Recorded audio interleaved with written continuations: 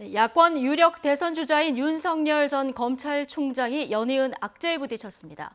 첫 영입 인사였던 이동훈 대변인이 열흘 만에 사퇴를 했고요. 이른바 엑스파일 논란까지 불거져 본격 등판도 하기 전에 시험대에 올랐다는 분석이 나오고 있습니다.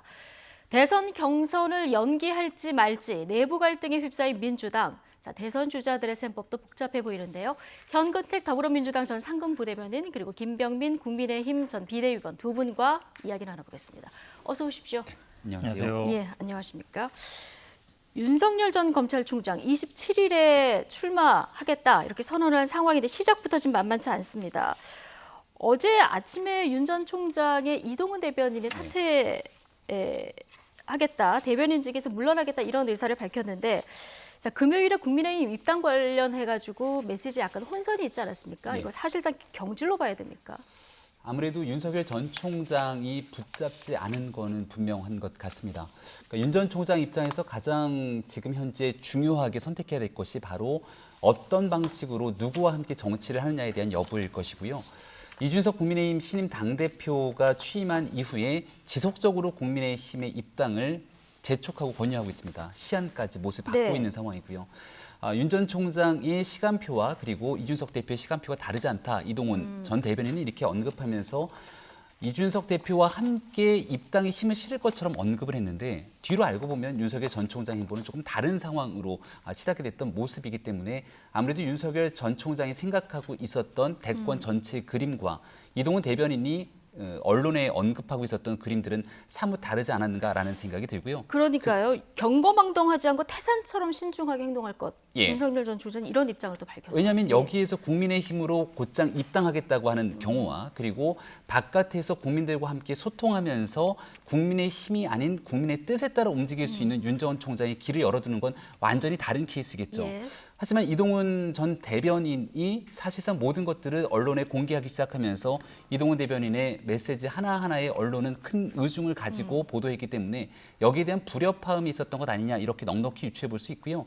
이제는 전원 정치가 아니라 그렇기 때문에 6월 말에 윤 전 총장이 직접 정치 행보에 뛰어들게 되면 본인의 입으로 본인의 메시지를 통해서 국민께 신속하게 다가설 필요가 이래서 있구나라는 것들을 예. 철저하게 느꼈던 시간이 아닐까 싶습니다. 예, 이후에 어찌됐건 이동훈 대변인 윤석열 전 총장 측의 1호 영입 인사 아니겠습니까? 그렇죠. 예.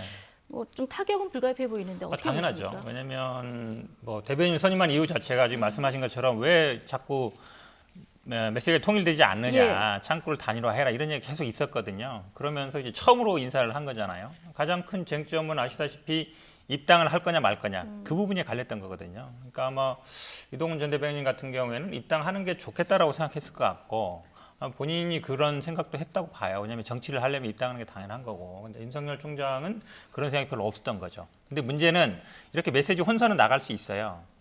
그런 일이 가끔 있거든요. 예. 당에서도 있는데 이걸 어떻게 수습하느냐 문제예요. 근데 이런 식으로 예를 들어서 어찌 보면 이제 회사를 그만두고 온 거잖아요. 왔는데 1호 인사였고 근데 메시지 한번 잘못 나갔다고 해서 사람 관둔다. 그럼 누가 거기 가겠어요 앞으로? 일단 표면상으로는 건강상 일신상의 실제로 이유로 그렇게 그만두겠다 말을 하지만 얘기했는데, 제가 예. 보기에는 이번 일이 계기가 됐을 거라고 생각하고요. 근데 이런 일로 해서 만약에 어쨌든 회사까지 그만두고 온 사람이 1호 인사였는데 그만둔다. 제가 보기에는 용병술이라든지 아니면 인사라든지 사람을 다루는 데 문제가 있는 거죠. 제가 예. 보기에는 만약에 메시지 혼선이 있으면 그 부분에 대해서 뭐 유감이다 정도 표명하고 네. 넘어가도 되거든요. 예. 근데 이런 문제로 만약에 이 정도 문제 가지고 사람을 그만둔다 그러면 앞으로 제가 보기에 같이 할 사람이 거의 없을 거예요. 만약 같이 하더라도 계속 나오겠죠. 왜냐하면 혼자서 다 할 수 없거든요. 예. 정치라는 게 혼자서 할 수 없고 결국은 캠프를 꾸리고 누군가 같이 해나가야 되는데 제가 보기에 이게 물론 중요한 문제긴 하지만 아주 큰 문제는 아니에요. 예. 충분히 수습이 가능한 문제거든요. 근데 이 정도 문제로 1호 인사 처음으로 한 사람을 그만둔다. 제가 보기엔 뭐 앞으로 이 길이 굉장히 험난할 걸로 보입니다. 예. 그러니까 메시지 혼선보다는 윤석열 전 검찰총장의 대응이 더 문제가 있다 이렇게 지금 보시는 건데요. 자, 여기에다가 주말 내내 이제 윤석열 전 검찰총장의 엑스파일이 논란이었습니다. 장성철 공감과 논쟁 정책센터 소장, 저희 YTN에도 보수 패널로 자주 등장하시는 분인데 윤 전 총장과 장모의 의혹이 정리된 일부의 문서화된 파일을 입수했다. 이런 의혹을 받는 분이 국민의 선택을 받는 일은 무척 힘들겠구나. 이런 글을 남겼는데 이게 지금 여당 쪽이 아닌 보수 진영에서 나온 글 아니겠습니까? 네. 더 논란이 그래서 되고 있는 것 같은데 어떻게 보십니까? 본인 SNS 글을 비공개로 전환했다고 합니다. 예. 아마도 이 글에 대한 파장 그리고 추후 대선 가도에 미칠 영향력을 모르지 않았을 거라 생각하고요. 이 글이 그냥 단순하게 평론가로서의 글인지 아니면 뭔가 정치적인 목적이 있는 것인지가 이제 중요해 보이는데 일각에서 가지고 있는 의구심들은 장성철 소장의 글뿐 아니라 윤석열 전 총장이 여러 가지 가지고 있는 대선 가도의 위험성들이 존재하고 있으니 윤 전 총장이 아닌 플랜 B를 준비해야 된다 이렇게 언급하는 사람들이 일부 있죠. 예. 근데 지금 나오고 있는 엑스파일 문제와 장성철 소장의 글 문제 그리고 최재형 감사원장이 차기 대권 주자로서 유력하게 떠올라야 된다는 이 모든 일들이 같은 시점에서 나오다 보니까 여러 예. 가지 의구심들이 더 커지는 것 아닌가라는 생각이 들고 거기에 지난 주말자로 이동훈 대변인까지 사퇴하면서 윤석열 총장의 리더십이 흔들리게 되는 여러 가지 모습들이 한 번에 쏟아지게 된 것이죠. 아마도 대통령 선거 국면이 이제 다가왔구나라는 것들을 충분하게 생각하게 되는 지점이고요. 야권 진영에서 나왔다고는 하지만 대통령 선거 국면에서는 야권에 굉장히 많은 후보군들이 있습니다. 예. 장성철 소장도 정치 평론을 하고 있지만 정치권에 오래 몸을 담았던 전략통이기 때문에 본인 스스로도 대통령 선거 국면에서 역할을 할 수 있다고 판단할 수도 있는 예. 것이고요. 앞으로는 이런 방식의 SNS에 글을 올리거나 아니면 상대 후보에 대해서 네거티브 공세를 하거나 하는 일들이 비일비재하게 많이 나타날 수밖에 없는 형국이 아닐까 싶고 그것은 야권뿐 아니라 여권에서도 이재명 지사를 향한 검증이라든지 비슷한 상황으로 전개될 겁니다. 하지만 이런 일들이 펼쳐질 때마다 가장 환호하게 되는 건 결국 상대 진영에 있는 인사들이 환호하게 되는 거고요. 야권에서 문제가 있거나 검증이 필요한 부분들도 분명히 존재하지만 이게 후보 전체에 대해서 생채기를 내면서 전체의 공매로 가는 길들에 대해서는 전혀 바람직하지 않기 때문에 많은 고민들이 필요한 시점을 장성철 소장의 글을 통해서 볼 수 있지 않는가 싶습니다. 예.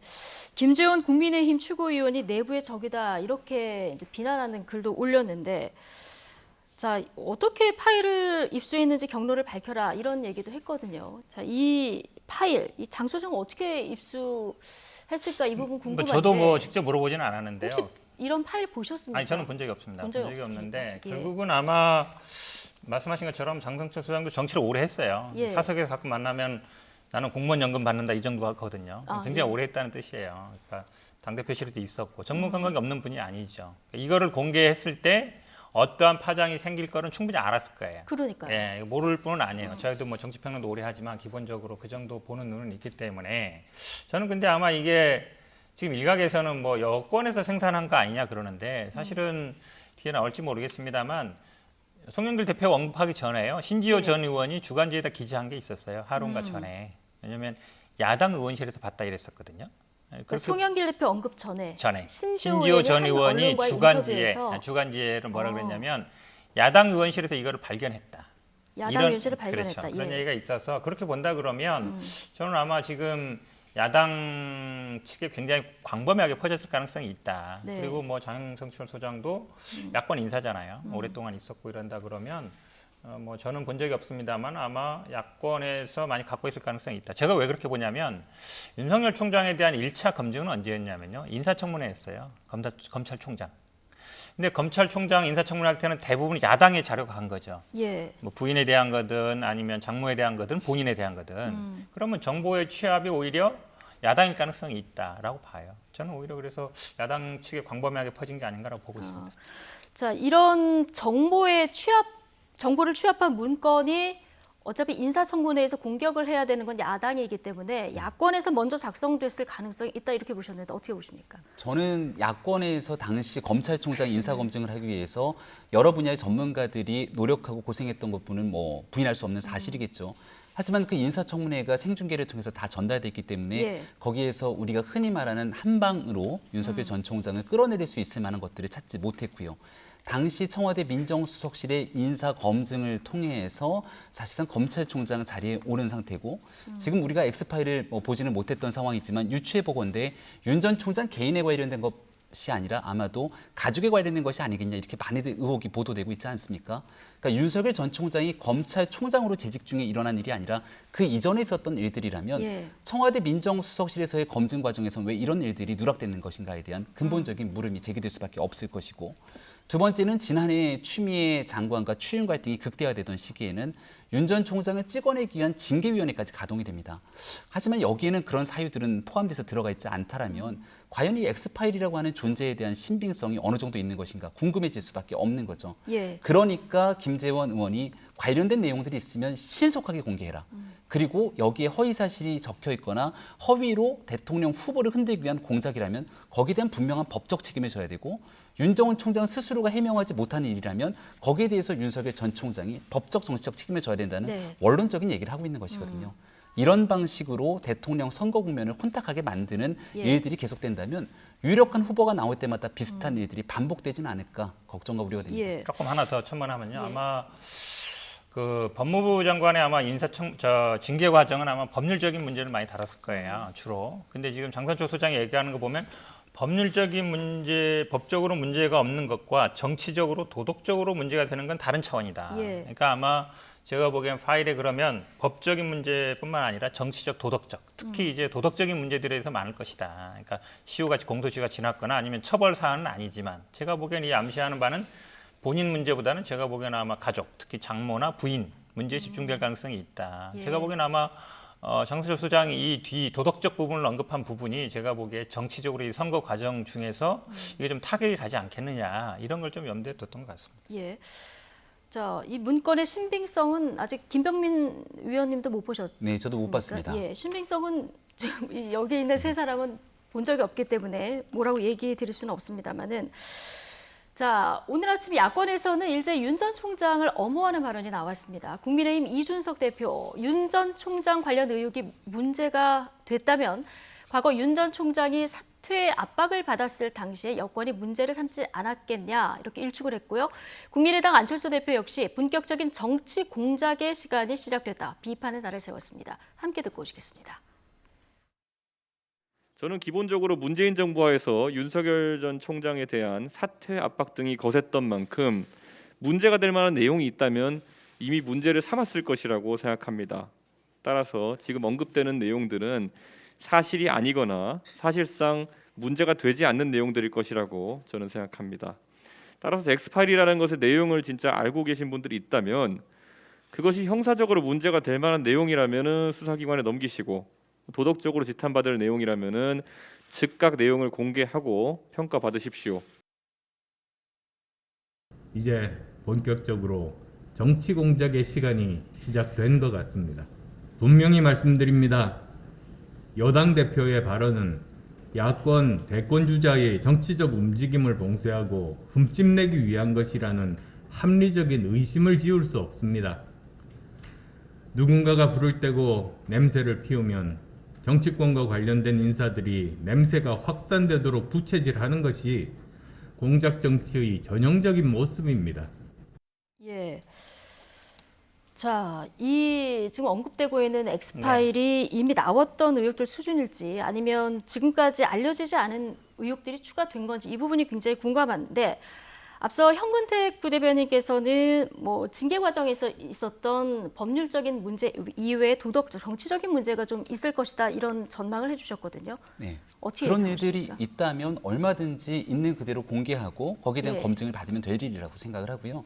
여기에 대해서 이제 공작 정치에 대한 걱정과 우려를 표명하는 분들 입장에선 지난 4.7 보궐선거의 기시감이 계속 떠올라서 그렇습니다. 네. 4.7 보궐선거가 촉발됐던 원인들은 다 기억하실 거고, 사실 서울 지역 같은 경우는 부동산 문제를 누가 어떻게 해결할 수 있을지가 핵심적인 쟁점이었습니다. 하지만 4.7 보궐선거의 거의 마지막 토론 기간까지 내곡동 생태땅집에 페라가모 구두를 신고 갔는지 안 갔는지를 두고 네거티브 공방이 거세지는 모습에 국민들의 눈살은 찌푸려질 수밖에 없었죠. 예. 대통령 선거 국면에서 법적, 도덕적 이 검증에 관련된 부분들은 당연히 짚고 넘어갈 수밖에 없는 일들이지만, 지금 가장 국민들이 걱정하고 또 국민들이 기대하고 바라보고 있는 건 코로나19의 위기 이후로 양극화된 대한민국을 어떻게 끌고 갈 수 있을지, 한국 사회의 경제 비전과 미래는 어떻게 될지, 또 마찬가지로 여전히 풀리지 않는 부동산 문제는 어떻게 해결할지, 이런 일들을 중점적으로 같이 다뤄야 될 상황인데, 여전히 X파일에 들어가 있는 내용들이 무엇인지에 대한 이야기들로 계속되는 공작 정치 국면들이 이어지게 된다면 이것은 결국 국민들 모두에게 피해가 돌아갈 수밖에 없다. 없겠죠. 따라서 여기에 관련된 일들에 대한 문제 제기 그리고 의혹 검증이 필요하다면 신속하게 관련된 내용들을 공개하면서 보다 공개적으로 국민들 앞에 드러내놓고 임하는 것이 옳다는 생각입니다. 예. 자, 안철수 대표 정치 공작의 시간이 시작됐다. 앞서 이 녹취 듣고 오셨는데 지금 뭐 재보선 때 얘기해 주셨지만 이거 말고 야당에서는 지금 김대엽 시즌2가 시작된다 이런 비판도 나오고 있거든요. 아니 그러니까요. 저는 아마 근데 이준석 대표 발언하고 지금 안철수 예. 대표님 보면 좀 다르죠. 안철수 결이 좀 대표는 다르다. 여당 대표를 지목하고 있는 거예요. 여기 예. 아마 출처를. 근데 이준석 대표 같은 경우에는 알고 있는 분들이 이랬단 말이죠. 그러니까 지금 제가 말씀드린 것처럼 이거를 봤다는 분도 장성철 소장이 야권 인사고 지금 사실 송영길 대표보다 먼저 언급했다는 신지호 전 의원도 야권 인사잖아요. 그다음에 이걸 아마 작성도 제가 뭐 인사청문회라든지 아니면 다른 루트라고 얘기했기 때문에 예. 사실은 그 전에 지금 얘기하는 뭐 정치 공작 이런 거는 마치 그럼 여당에서 해야 되는데 지금 예. 출처라든지 봤다는 사람이라든지 이 내용이 심각하다, 문제가 있다라는 사람이 다 야권 인사예요. 그걸 왜 여당 탓으로 돌리죠? 여당에서는 송영길 대표가 그런 게 있다라고만 말한 거죠. 네. 근데 이 내용을 공개해서 지금 문제가 되는 거는 장선철 소장이 봤으니 심각해서 이거는 내가 방어 못 하겠다. 이래서 네. 문제가 되는 거잖아요.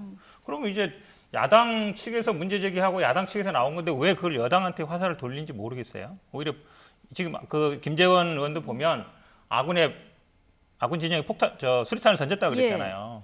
아군이 던진 거예요. 적군이 던진 게 아니고. 제가 보기에는 그래서 지금은 핀트가 잘못 났다. 오히려 일단 자체적으로 문건의 출처가 여당인지 야당인지부터가 불분명하다. 불분명하지만 장성철 어쨌든 예. 이거 봤는데 문제가 있다. 예. 문제가 있어서 내가 방어 못 하겠다 한 건 어쨌든 야권 인사잖아요. 네. 그렇죠. 야권 인사가 지금 장성철 소장이 이걸 얘기해서 문제가 되는 예. 거잖아요. 그럼 그분한테 물어봐야지 이거를 자꾸 뭐 여당 대표가 공개해라 하는 건 제가 보기에 기본적으로 이 뭐라 그럴까요? 방향 자체가 안 맞는 거예요. 그러면 여당 의원들이 공유하는 엑스파일이 있는지 없는지도 이제 모르는 거고요. 공개 여부에 대해서는 어떻게 생각하십니까? 만약에 아니, 장성철 구상이 저는 공개해야 된다고 봐요. 장성철 지금 어쨌든 소장이, 확실한 거는 그러니까 신지호 전 의원도 그냥 봤다 그랬고 예. 그 내용에 대해서 내용까지는 언급 안 했어요. 근데 장성철 소장 같은 그 내용을 봤다는 거잖아요. 예. 내용을 봤더니 심각하다는 거잖아요. 그런데 그럼 문건은 현재까지로는 그럴 수 없다. 그렇죠. 장성철 소장이 공개하는 게 맞는 거죠. 예. 다른 사람들은 예를 들어서 그 내용을 언급 안 했는데 유일하게 장성철 소장이 내용을 언급했다 그러면 언급한 사람이 공개 책임이 있는 거죠. 제가 보기에 이거를 뭐 여권의 화살을 돌리는 거는 좀 이제 프레임을 바꾸고 싶은데 방향을 제가 보기엔 잘못 잡았다라고 봅니다. 예. 자, 국민의힘 아까 이준석 뭐 대표 얘기도 들어봤습니다만은 엄오하면서도 엑스파일 내용이 형사적으로 문제가 될 만한 내용이라면 수사기관에 넘겨서 공정한 수사를 받게 해야 된다. 즉각 공개하고 평가받게 하라. 이런 얘기를 하지 않았습니까? 네. 지금 여러 가지 그 논란이 불거진 이후에 국민의힘 내부에서 어떤 윤 전 총장에 대한 기류 변화는 전혀 없습니까? 국민의힘 내부도 워낙이나 의견이 다양하기 때문에 여기에 대해서 한 가지 목소리로 윤 전 총장에 대하지는 않는다 이렇게 생각이 됩니다. 다만 이 엑스파일에 관련해서는 앞서 송영길 대표가 파일을 차곡차곡 쌓아놓는 등에 대한 언급들이 있었기 때문에 예. 그 언급 이후로 엑스파일 등이 일파만파 커진 부분이라 송영길 대표를 향한 민주당의 이 공작 정치 아니냐 이런 방식으로 이어지고 있다는 점 한번 좀 짚고 넘어가고요. 예. 당내에서는 여전히 꽤 오랜 기간 동안 대권 주자로서 준비하고 있는 유승민 전 의원이 있을 것이고 또 원희룡 지사도 있을 것이고 최근에는 최재형 감사원장을 옹립해야 된다는 의견들을 갖고 있는 사람들도 일부 있을 것이고 김동연 경제부총리가 가지고 있는 경제 전문성에 따라서 김동연 부총리를 모시고 오면 좋겠다 생각하는 사람들도 있을 겁니다. 예. 하지만 중요한 건 결국 국민들께서 야권 전체 후보로서 어떤 분을 원하는가가 굉장히 중요한 지점일 텐데 벌써 수개월 동안 아주 오랜 기간 야권 전체의 지지율뿐 아니라 전체 대권 주자에서 1위를 달리고 있는 건 윤석열 전 총장님을 부임하기가 어려울 겁니다. 예. 이런 모습에서 윤석열 전 총장과 공개적으로 공정한 경쟁들이 이루어지는 모습을 갖추는 건 중요한데 의도적으로 윤 전 총장을 끌어내리기 위해서 뭔가 다른 정치 공작적 예. 행태가 이루어지고 있다면 이것은 심각한 우려를 표할 수밖에 없는 지점이고요.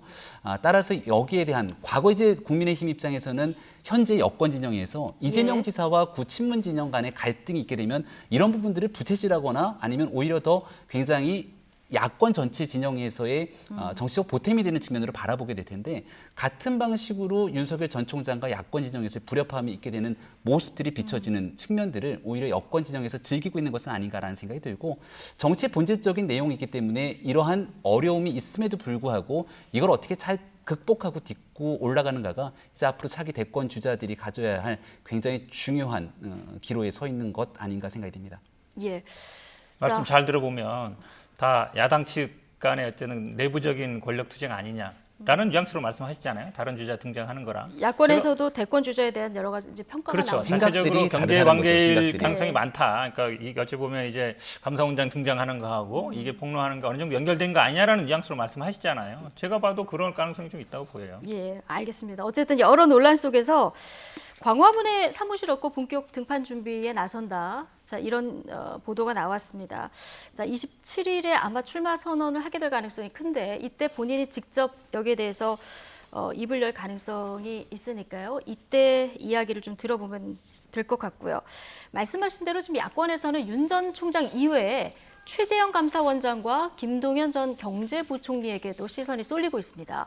최재형 감사원장은 지난주 국회 법사위에 나와서 대선 출마 질문에 좀 애매모호한 답변을 내놔서 많은 해석을 낳았죠. 최근 민주당 송영길 대표에게 러브콜을 받은 김동연 전 부총리는 여권과 선을 긋는 발언을 해서 눈길입니다. 같이 들어보시죠. 최근에 저희 거치 또는 뭐 제가 어떤 다른 역할을 해야 되지 않느냐 이런 부분에 대해서 언론이나 정치권에서 많은 소문과 억측이 있는 거 잘 알고 있습니다. 이 부분에 대해서는 제가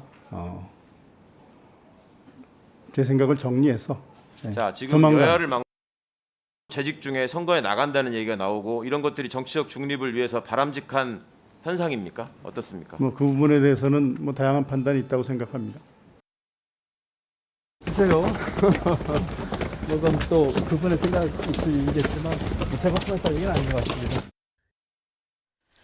네, 먼저 최재형 감사원장 지난주 금요일 법사위에서 제가 제 생각을 정리해서 조만간 입장을 밝히겠다 얘기를 했습니다. 이달 중에 감사원장직을 사임한다 이런 보도도 일부에서 나오고 있는데요.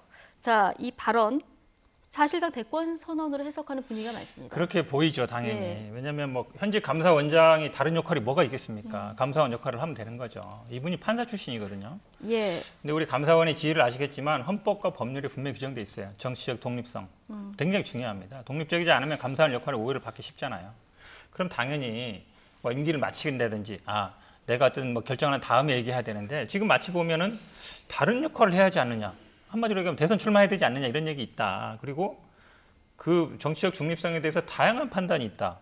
아니, 헌법과 법률에 규정돼 있죠, 정치적 중립이. 근데 예. 그게 판사 출신이 그거에 대해서 다양한 해석이 있다는 게 무슨 해석이 있다는지 모르겠어요. 제가 보기에 할 거면은 바로 지금이라도 그만둬야 돼요. 제가 보기에 이 정도 말했으면 그만두는 게 맞습니다. 예. 왜냐하면 앞으로 감사원의 일을 하는데도 많은 분들이 영향을 받게 돼 있어요. 예. 본인의 정치적인 결단을 위해서 지금 똑같아요. 윤석열 전 총장도 마찬가지고 최재형 감사원장도 어쨌든 현 정부에서 임명한 분들이고 그분들이 이제 뭐 현 정부와 맞서면서 본인들의 예. 어떤 자산을 키워왔단 말이죠.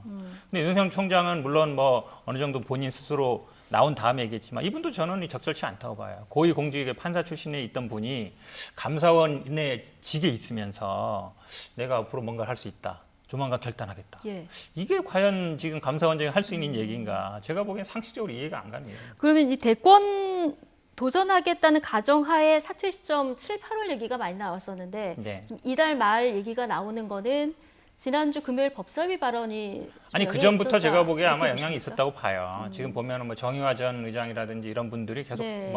뭐 지금 3시면은 12시까지 왔다 12시까지 이랬잖아요. 왔다, 그렇죠. 예. 그런 얘기 하는 거 보면 이제 지금 야권 인사들하고 교류가 있는 거거든요. 이것도 야권, 사실은 문제예요. 왜냐하면 지금 감사원이 항상 문제가 됐단 말이에요. 지난번에 기억하시겠지만 국민의힘이 전수조사를 감사원 하겠다 그랬는데 야당 측 인사 만나가지고 정치적인 행보를 어떻게 할 건가 얘기하고 있으면 그거 자체가 지금 문제인 거잖아요. 지금 전현희 위원장님이 예전에 뭐 여당 인사할 때 이렇게 비판하는 것처럼 예. 저는 만약에 본인이 생각이 있으면요 지금이라도 당장 그만두는 게 맞다. 본인이 어느 정도 결심한 다음에 그만둔다는 거는 이 감사원이 앞으로 정치적 중립성, 독립성 또 감사를 받은 과정에서 무수히 말에 나오게 돼 있거든요. 예. 그러니까 사실은 검찰 같은 경우는 정치적 중립성, 독립성이 문제가 된 적이 있어요. 그 예전에도. 근데 예. 감사원은 그런 적이 거의 없었거든요. 예. 직접 정치를 하거나 이런 적이 없었기 때문에. 근데 어찌 보면 이게 검찰에서 벌어진 일들이 그대로 이제 감사원으로 옮겨가는 상황이라서 앞으로 제가 보기에 감사원의 어떤 역할을 하는 데 있어서 굉장히 문제가 많다. 저는 적절치 않은 발언이고 당장 오늘이라도 사표 쓰는 게 맞다고 보고 있습니다. 예. 자, 야권 인사로 이제 거론된다는 얘기를 해주셨는데 어제 나온 한 여론조사를 좀 보실까요?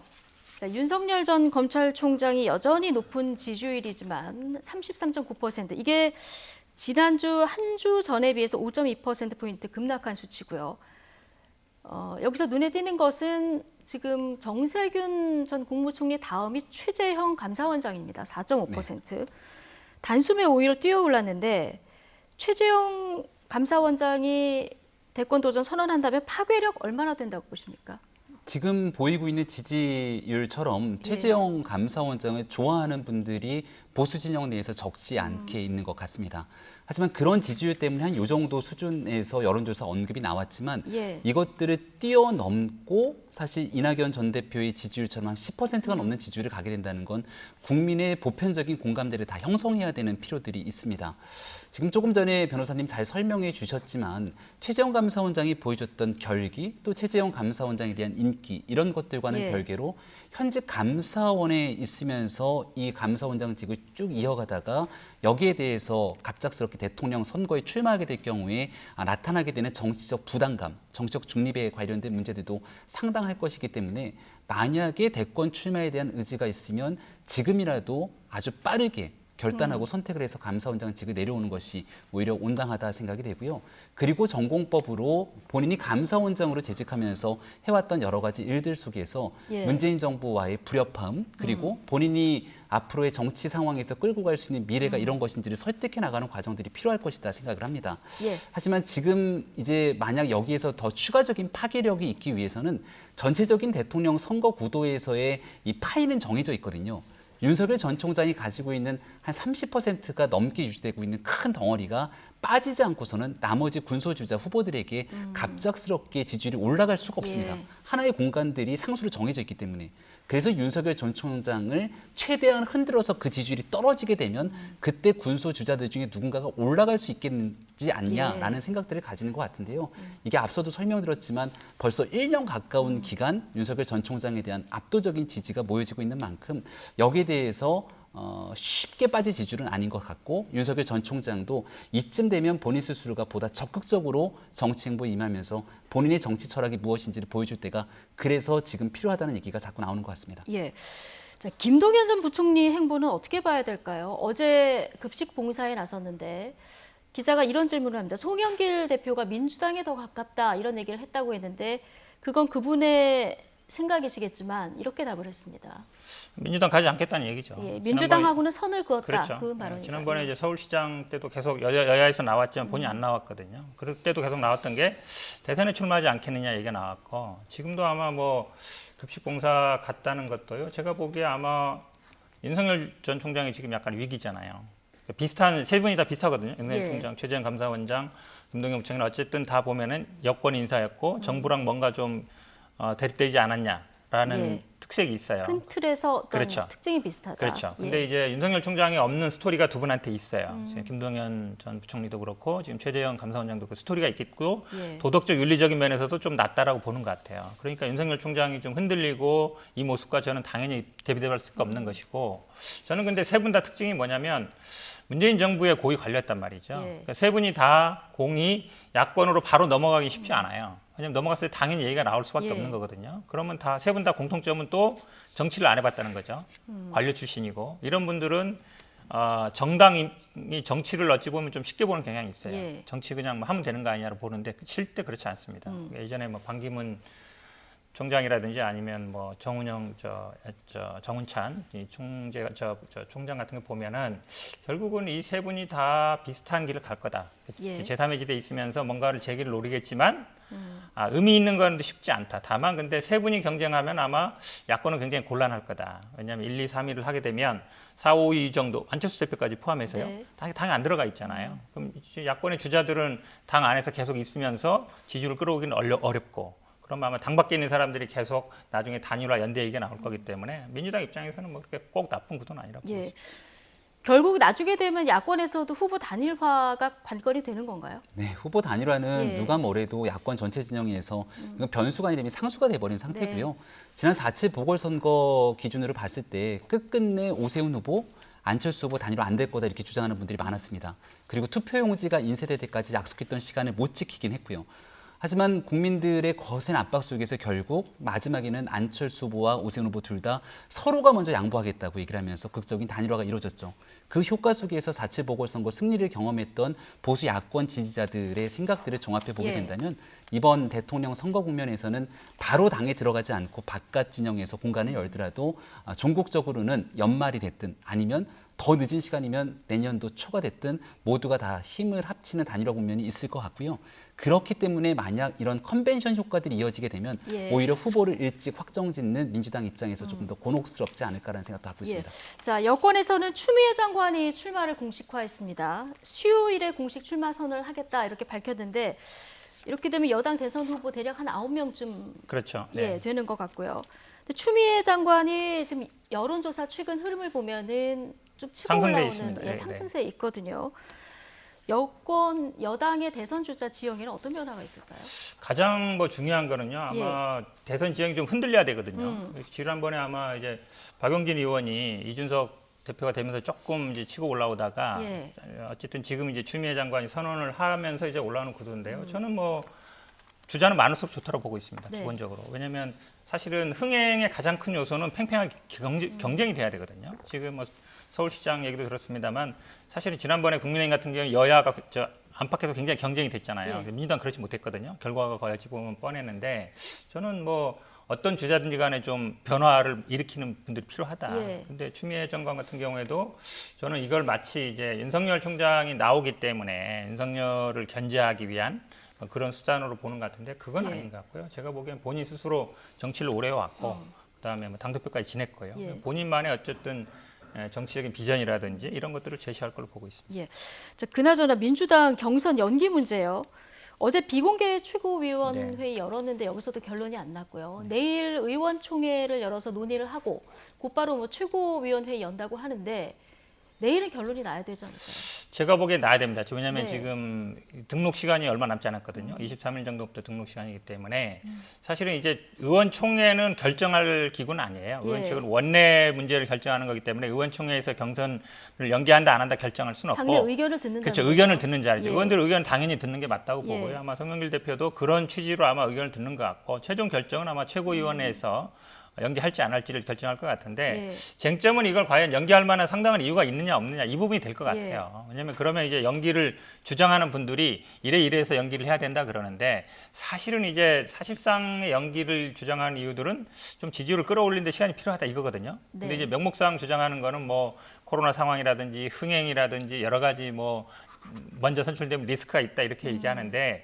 그게 과연 의원들이나 국민들한테 그만하게 먹힐까 이걸 연기해야 될 만한 그렇지는 않을 것 같다. 지금 송영길 대표도 기본적으로는 아주 특별한 상황이 아니기 때문에 원칙대로 하는 게 맞다는 입장인 것 같고 다만 의원들이라든지 아니면 당내 의견을 조금 더 수렴하는 절차를 거치는 걸로 그렇게 보고 있습니다. 연기해야 한다 이런 의견도 지금 당내에 많은 상황이 있지 않습니까? 송영길 대표는 원칙대로 가야 된다 이런 입장인데 내일 만약에 최고위원회의에서 원칙대로 간다 결론이 내려지면 그 이후에는 저는 오히려 대선 국면으로 넘어갈 수 있다고 봅니다. 지금 추미애 장관들 지지선을 하는 것처럼 다른 분들도 아마 지지선은 이어질 것이다. 그러면 이게 대선 국면 확 넘어가는 거거든요. 그러면 관심이 이제는 제가 보기에 시기보다 경선을 어떻게 해야 되느냐, 방식, 좀 흥행을 하려면 어떻게 해야 되는지 토론 방식 이런 걸 오히려 국민의힘이 그동안 토론을 굉장히 흥행하려 했잖아요. 이제 그런 걸로 넘어가는 게 낫다. 시기 싸움은 제가 보기에 오래 할수록 손해입니다. 민주당 입장에서는. 그래서 저는 빨리 결론 내는 게 좋다고 보고 있습니다. 빨리 결론 어떻게든 내는 게 좋다. 자, 오늘 나온 YTN 정기 여론조사 잠시 보시겠습니다. 정당 지지율을 보면은 국민의힘 지지율이 지금 3주 연속 상승했습니다. 리얼미터 기준으로 해서 국정농단 이후 지금 최고치인데 아직 이준석 효과가 계속되는 걸로 보면 될까요? 네. 4.7 보궐선거 승리 이후로 국민의힘에 대한 기대감을 갖고 있고 또 전당대회를 통해서 과거를 회귀하는 것 아닌가에 대한 걱정과 의구심을 가지신 분들이 있었는데 30대 영선 정치인을 배출함으로 인해서 국민의힘이 이 정도까지 변하는구나라는 생각을 가지고 여러 입당 원서를 쓰겠다는 젊은 층들이 늘어나고 있는 등 많은 변화들이 있습니다. 이제 여기에 덧붙여서 이준석 현상들 그 효과들을 톡톡히 보고 있는 것을 부인할 수 없는 사실인데 이게 그렇게 긴 시간 이어지지는 않을 수 있습니다. 대통령 대통령 선거 국면이 이어지게 되면 결국 예. 차기 대권 주자 간의 경쟁 구도로 가기 때문에 예. 여기에서 지금까지 왔던 국민의 기대치들을 넘어설 수 있는 실질적인 효과들을 나타내야 되거든요. 예. 그것은 끊임없는 혁신 그리고 내용에 대한 콘텐츠들을 풍부하게 채워서 국가의 미래를 챙겨갈 수 예. 있는 수권 정당의 길을 어떻게 들어설 것인가 이게 이제 핵심적인 내용이 될 겁니다. 현재까지는 잘 가고 순항하고 있다고 생각하고요.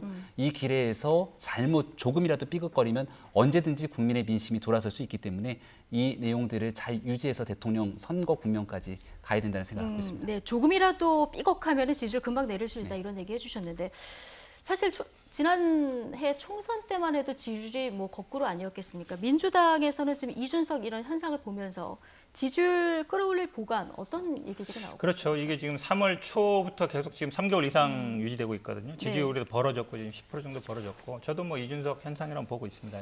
2030 세대가 어찌 보면 지지율을 변경한 건데요. 지지를 저는 뭐 지금 말씀 중에 답이 있다고 봐요. 결국은 아마 대선 국면으로 빨리 넘어가는 방법밖에 없다. 결국은 미래 권력을 보여주는 거거든요. 예. 근데 민주당 같은 경우에는 어쨌든 지금 당 지지율이 대통령 지지율보다 좀 낮게 나오고 있어요. 이건 대선 국면에서는 좀 불리합니다. 예. 왜냐하면 당 지지율이 결국은 차기를 만드는 거기 때문에 더 나가야 되거든요. 그러면 아마 대선 국면이 넘어가고 말씀하신 것처럼 당내에서는 어쨌든 치열한 경쟁이 될 겁니다. 논쟁도 벌어질 것이고.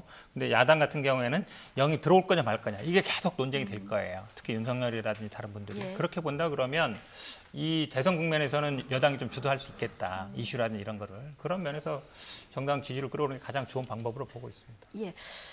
자, 이준석 대표 당선 이후에 지금 지지율이 오르고 있는 국민의힘 이야기 해봤는데 이준석 대표 어제는 강남역에서 청년을 비롯한 시민들의 의견을 들었는데요. 태영호 의원이 기획한 행사였다고 하죠. 이 모습 잠깐 보고 오시겠습니다. 이번 당대표 경선을 기점으로 국민의힘이 20대 남성 지지층을 굳히고 있습니다. 그런데 국민의힘 지지율의 문제는 20대 남성이 아니라 20대 여성인데요. 20대 여성 지지율을 회복하기 위해서 어떤 노력을 할 생각이신지 여쭙고 싶습니다. 성장이 침체된 상황 속에서 계속 어떻게 분배할까를 남녀 갈라치기, 가진 자 덜 가진 자 갈라치기, 집 가진 사람 안 가진 사람 갈라치기 이렇게 갈라치기 시도하면서 그렇게 된 것이라 이렇게 보고요. 저희가 그래서 큰 틀에서 봤을 때는 보수 정권이 다시 집권하게 된다면은 다시 한번 국민들에게 성장에 대한 믿음, 내가 올라가면 남도 같이 올라갈 수 있다는 믿음을 줘야 된다. 저는 그렇게 생각합니다. 예.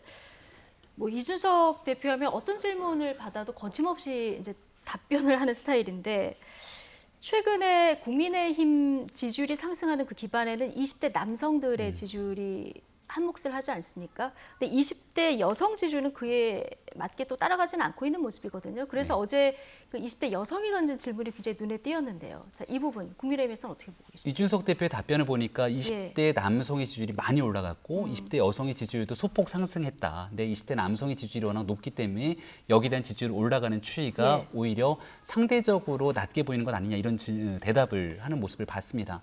하지만 여기에 전체적인 여론조사 추세를 보니까 가정주부에 대한 지지는 오히려 일부 소폭 감소했던 모습들까지 나타나기 때문에 이 젠더 갈등, 젠더 문제 속에서 나타나고 있는 현상들을 조금 더 면밀히 들여다볼 필요가 있다라는 생각이 들고 오늘 청와대에서 발표한 내용을 보니까 20대 박성민 전 최고위원을 청와대 비서관을 시킵니다. 청년 비서관을 시키는 내용이 발표가 됐더라고요. 그리고 김한규 전 민주당 법률대변인도 정무비서관으로 내정하게 되는 파격적인 일들을 펼쳐나가고 있죠. 정치는 늘 상대적인 상황입니다. 그동안 더불어민주당이 너무 공정과 정의에 관련된 내로남불 측면에서 조국 전 장관 사태에 천착돼 있던 문제 때문에 20대의 젊은 층들이 공정과 정의를 배반한 민주당에 대해서 완전하게 등을 돌리고 국민의힘으로 오고 있는 상황인데 거기에 이준석 대표가 20대 남성들의 마음을 끌어오는 데 큰 역할을 했죠.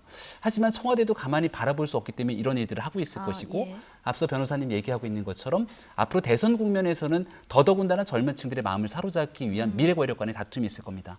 여기에서 이준석 대표의 행보에 만족해서는 안 되고 그 이후로 우려될 수 있는 많은 지점이라든지 그리고 미래 권력까지 이어갈 수 있도록 더 많은 표심들을 끌고 오기 위해서 끊임없이 혁신해야 된다. 이런 주장을 거듭할 수밖에 없습니다. 짧게 좀 반박을 하고 싶은데 이준석 최고가 굉장히 여성의 질문은 굉장히 날카로웠는데 질문은 엉뚱한 답변을 했다고 봐요. 왜 그러냐면 답변을 엉뚱한 답변을 그렇죠. 왜 그러냐면 사실은 질문 속에 어떤 내용이 있냐면 그동안 20대 여성 남성을 좀 갈라치게 하면서 남성들 지지를 얻었던 거 아니냐. 그럼 20대 여성들에 대한 지지를 어떻게 받겠느냐 이렇게 물은 거거든요. 예. 근데 오히려 비판을 하고 있는 거예요. 여당이 갈라치기 하고 있다. 제가 보기엔 이 얘기는 갈라치기는 본인한테 하는 질문이에요. 그다음에 그리고 20대 여성들은 어떻게 지지율을 올릴 거냐는데 지지율 높다 이렇게 얘기하는 거잖아요. 그럼 특별히 뭐 할 게 없다는 얘기잖아요. 예. 그럼 제가 보기에는 평소에는 질문에 대한 답변이 날카로운 편인데 곤란한 질문이었어요. 되게 예. 곤란한 질문이었는데 답변은 좀 피해갔다라고 보입니다. 적절한 답변은 아니었다. 네. 이렇게 보시는군요. 자, 거침없는 행보로 세간의 이목을 끌고 있는 이준석 대표. 그런데 지금 허니문은 끝난 걸까요? 여당에서 이준석 대표의 병역 관련 의혹을 제기했습니다. 민주당 김용민 최고위원 발언 들어보시죠. 2010년 당시 지식경제부는 소프트웨어 분야 인재 육성을 위해서 소프트웨어 마에스트로 과정 연수생을 선발했습니다. 해당 선발 공고에는 공고일 현재 대학교, 대학원에 재학 중인 사람만 지원할 수 있게 되어 있었습니다. 2007년에 이미 대학교를 졸업하고 산업기능요원으로 대체 복무 중에 있었던 이준석 대표가 여기에 지원한 이유가 무엇입니까? 해당 과정은 단계별로 100만 원에서 200만 원까지의 장학금을 지급하는 과정이었는데 만약에 지원 자격도 안 되는 사람이 허위로 지원해 장학금까지 받았다라고 하면 업무방해를 넘어 사기죄까지 성립할 수 있을 것입니다. 언론에서 제기한 의혹이 사실이라면 이준석 대표로 인해 해당 과정에 지원했던 어떤 청년은 기회가 박탈된 것입니다. 이준석 대표가 직접 진실을 밝히기를 기다리겠습니다. 네. 자, 김용민 의원이 의혹을 제기했는데, 그러니까 2010년에 산업기능요원으로 복무할 때 지원 자격이 되지 않은 국가 사업에 이준석 대표가 참여했다. 자, 이런 의혹인데, 자, 이준석 대표가 당시에 지원서를 공개했습니다. 혹시 그래픽으로 준비된 거 있으면 잠시 보여주시겠습니까? 예, 자, 이준석 국민의힘 대표가 지원서를 공개를 했는데 이 지원서를 보면은 10년 전 뭐 검증이 끝난 이야기인데 자세히 들여다보면은 하버드대 졸업 그리고 산업기능요원 복무 이게 명시가 되어 있거든요. 네. 어떻게 보십니까? 그러니까 이준석 대표의 언급에 따르면 본인은 이 당시 지원했을 때 산업기능요원으로 활동했던 것도 맞고 그 내용을 지금 보는 지원서에 다 적어놨다는 겁니다. 예. 그러니까 뭔가를 가리기 위해서 했던 일이 없다라는 것이고 병무청과 지식경제부의 모든 내용들을 다 확인하고 문제가 없음을 알고 지원했다는 거죠. 예. 근데 김용민 의원, 김남국 의원이 제기하고 있는 내용을 보면 공고문 자체의 지원 자격에는 그렇지 않기 때문에 이 문제를 어떻게 해명할 것이냐 이렇게 얘기를 하고 있거든요. 주장이 맞서고 있는 상황이기 때문에 이준석 대표 입장에서는 본인은 문제가 없다고 얘기를 하고 있고 예. 그렇다면 김용민 의원과 김남국 의원이 그 당시 병무청 혹은 지경부에서 뭔가 청탁이나 외압성 전화를 받았거나 아니면 이 자격이 불가능한데도 불구하고 이렇게 처리됐을 만한 뭔가의 근거들을 가지고 언급해야 되는데 지금은 공고문에 나와 있는 내용 하나를 가지고서는 거듭 이준석 대표를 공세를 펼치고 있는 모습으로 볼 수 있는데요. 예. 10년도 더 된 얘기이고 여기에 대해서 병역법 위반으로 만약 물고 들어가더라도 공소시효가 다 지난 상황이기 때문에 법률적으로 처벌할 수 있는 근거가 없을 겁니다. 그동안 이준석 대표가 전당대회 과정에서 젊은 층들이 지지를 받을 때 같이 박수쳤던 모습을 보였던 게 김남국 의원이기도 했고요. 하지만 이 지지가 대통령 선거 국면으로 가는 내내 20대 30대에 대한 공정과 정의에 대한 것들을 국민의힘이 그대로 가져가는 모습을 보이니 예. 여기에 대한 생체기능성 네거티브 공세가 아닐까라는 우려를 주기가 어려운데요. 관련된 내용에 문제가 있으면 보다 명확하게 내용들을 확인해서 국민 앞에 공개하는 것이 예. 온당한 행위라고 생각합니다. 얘기를 덧붙이면요. 사실은 이게 장학금을 주는 거잖아요. 장학금 준다는 얘기는 기본적으로 재학을 전제로 하는 거예요. 그러니까 대학 재학이라든지 대학원 재학이라든지 그다음에 또 예외 조항을 보니까 산업체 기능요원은 안 된다는 규정이 있었어요. 그러니까 두 가지. 하나는 재학생이어야 된다. 두 번째는 예. 산업체 기능요원이면 안 된다. 왜냐하면 재학생들한테 장학금 주기 위한 거니까. 그러면 이게 물론 법적으로는 지금 뭐 시효가 지날지 모르겠습니다만 이준석 최고가 공정의 문제를 굉장히 많이 얘기했단 말이죠. 청년들에게. 그리고 민감한 병역의 문제, 병역 과정 중이었고 그렇게 본다 그러면 이거에 대해서는 분명하게 해명을 해야 되는데 예. 10년 전에 그냥 끝난 일이다 이렇게 얘기하고 있는 거예요. 그 두 가지. 전화해서 문의를 하고 지원서를 작성했다는 그러면 이제 예를 거거든요. 들어서 누구랑 전화했는지 아니면 그 당시에 업체 여기에서 왜 재학생만 하는데 졸업생이 갔느냐. 그다음에 산업체 기능용은 안 되게 돼 있는데 왜 해줬느냐. 그거를 해명을 해야 되거든요. 근데 그 해명하기 전에 저는 이 당시에 어쨌든 군 복무 중이었잖아요. 군 예. 복무 중인데 이런 거에 지원을 해서 장학금을 받겠다라는 생각. 제가 보기에는 잘 못 할 것 같아요. 이게 그러니까 상식적으로 본다면. 법률적으로 문제가 있다는 겁니까? 아니면 도덕적으로 법률적인 문제는 나중에 따져봐야 되지만 예. 산업기능요원에 복무하면서 그 군 대신하는 거거든요. 그런데 재학생들이 지원할 수 있는데 지원을 해서 장학금을 받는다.